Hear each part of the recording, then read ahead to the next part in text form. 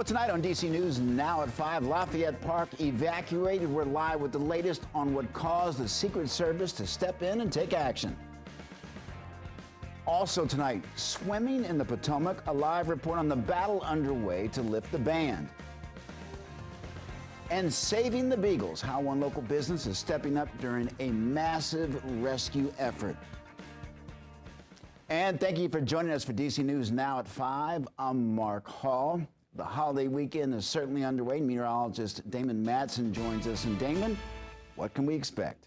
Well, Mark, it looks like we're going to have these quiet conditions we've had most of this week, but there are going to be some changes as we progress along through the holiday weekend. First and foremost, hey, this morning, it almost felt like a taste of fall. Temperatures out there were very crisp outside of the D.C. metro. It did stay in the upper 60s last night, but look at some of these other numbers. 59, Frederick and Manassas, Martinsburg and Winchester, those upper 50s. Quite the change of pace and a beautiful way to start out the day. Of course, it did warm up quite a bit once again.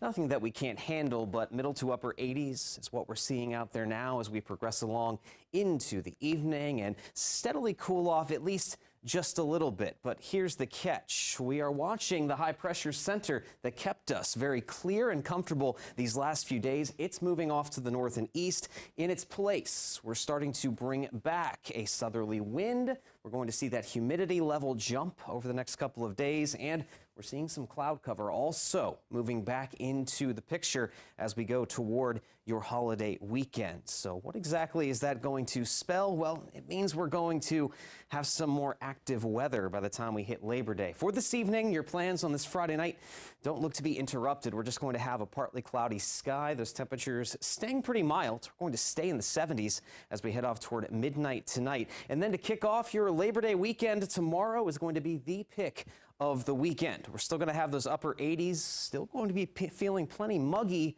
with a few spotty storms over the mountains, but the large majority of us will stay on the dry side of things. Sunday, that rain chance goes up just a little bit as a frontal boundary gets closer to the area, sparks up isolated showers and storms. And now this is the big change. Labor Day, yes, it looks like it's going to be a rather soggy one with more widespread rain and storms in the forecast. So just be sure to plan accordingly. Try to get out, enjoy the holiday weekend early on, because by Labor Day, it's going to be turning quite soggy out there.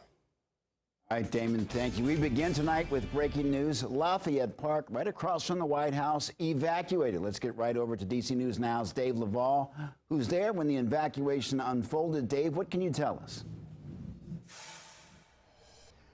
Mark, I'll tell you, it's one of the craziest things that I've seen in quite a while. The good news is Lafayette Park has reopened. This happened about 20 minutes ago after it had been closed for close to half an hour.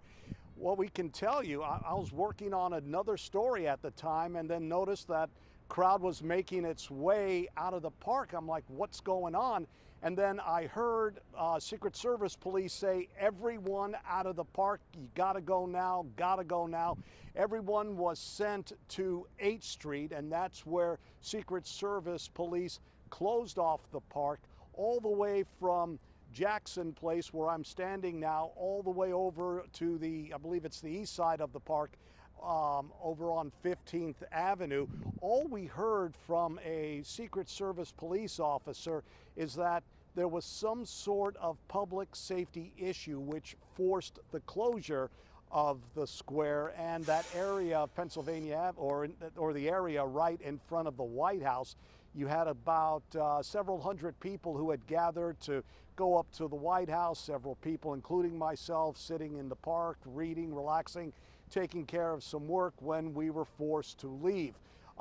Police did not reveal any more information other than what they said was the public safety issue.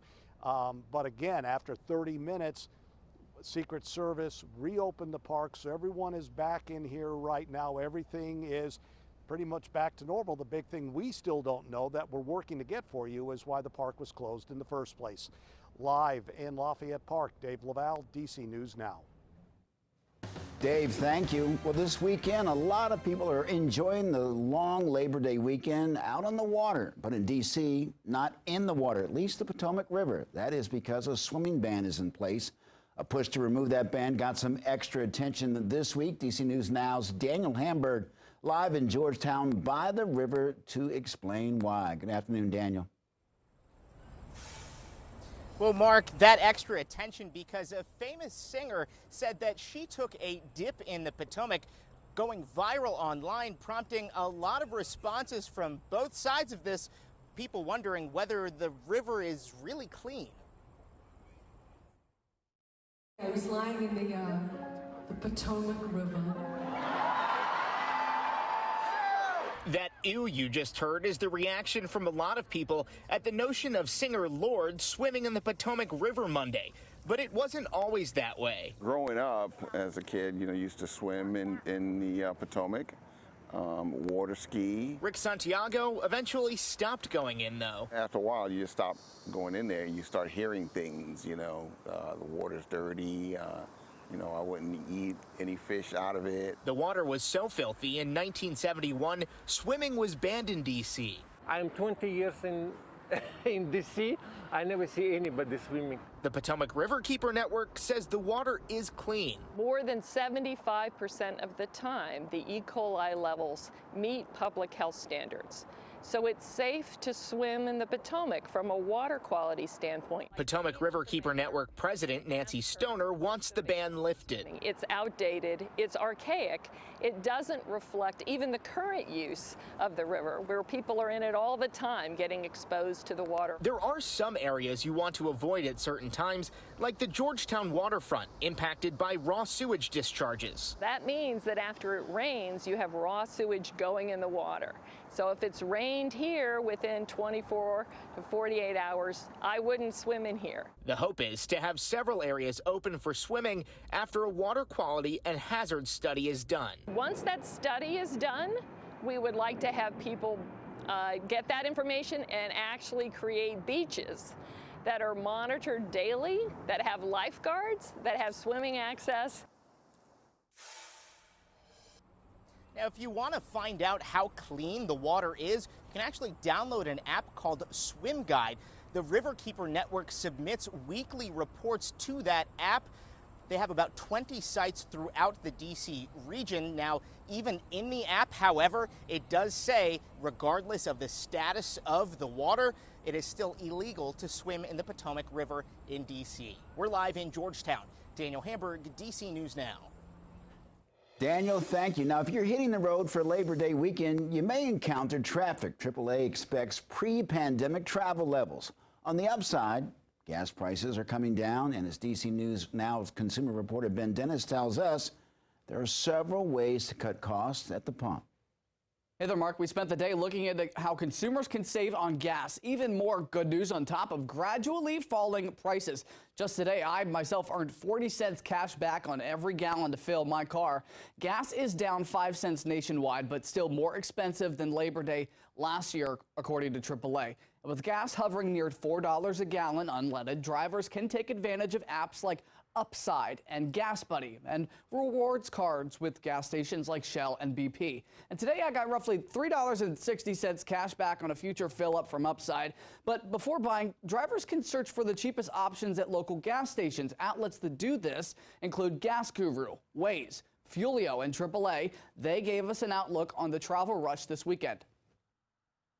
Tonight, we're going to have the evening commute, as well as people trying to get on the road for Labor Day. This evening could be the busiest time of the weekend, but let's not forget on Monday, a lot of people are going to be trying to come home too. They won't really be facing morning or evening rush hours, but in the middle of the day, that's when that traffic tends to build up. And ahead at 6, how to use those rewards programs to save you money at the pump, public transit alternatives, other discounts, and more. Ben Dennis, DC News Now, back to you. All right, Ben, thank you. Well, if you're looking for affordable fun this weekend, from music to parades to cars, DC News Now's morning anchor Tanaya Wright tees up some big events. It's Labor Day weekend, and we've got you covered with some fun, affordable events happening all across the DMV. Saturday and Sunday are full of free festivals.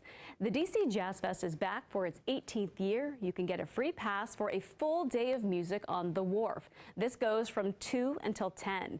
If electronics is more your speed, you can stop by the Sylvan Theater on the National Mall for those groovy beats.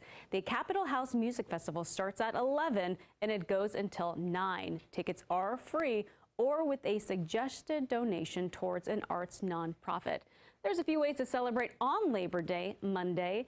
The Gaithersburg Parade is from 1 to 3 in Old Town. And for the 23rd year, the Labor Day Car Show will be in Old Town Fairfax. That will go from 8 until 3. Now, these events are a great way for you and your family to wrap up summer and celebrate Labor Day. For DC News Now, I'm Tanaya Wright.